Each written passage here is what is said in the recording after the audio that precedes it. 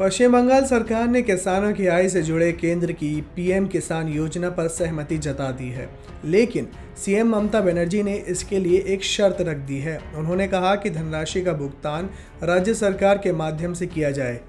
हालांकि केंद्र सरकार ने इस शर्त पर सहमति नहीं जताई है। केंद्र सरकार ने स्पष्ट किया है कि किसानों के खाते में डायरेक्ट पैसा ट्रांसफर के नियम में बदलाव नहीं किया जाएगा।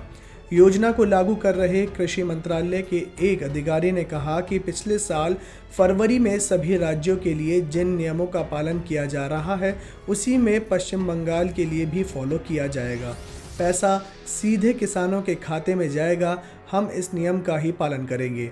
केंद्र सरकार की इस योजना से पश्चिम बंगाल में करीब 72 लाख किसानों को फायदा पहुंचेगा।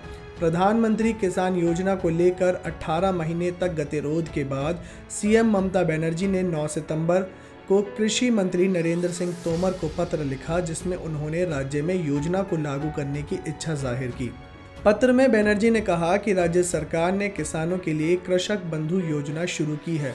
उन्होंने कहा, हालांकि हम पीएम किसान सम्मान निधि योजना के तहत किसानों को लाभ प्रदान करके खुश होंगे और केंद्र सरकार और राज्य सरकार के माध्यम से लाभार्थियों को पूरी जिम्मेदारी के साथ राशि देने के लिए राज्य सरकार को आवश्यक निधि हस्तांतरित कर सकती है।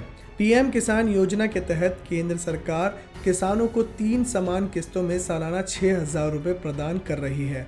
पश्चिम बंगाल को छोड़कर देश के सभी राज्य और केंद्र शासित प्रदेश इस योजना से जुड़ गए हैं। इसमें किसानों के खाते में रकम को डायरेक्ट ट्रांसफर कर दिया जाता है। अप्रैल से अगस्त 2020 के बीच 38,282 करोड़ रुपए किसानों के खाते में सीधे ट्रांसफर किए गए हैं। अभी तक इस योजना के तहत 9.2 करोड़ से अधिक किसान लाभान्वित हो चुके हैं।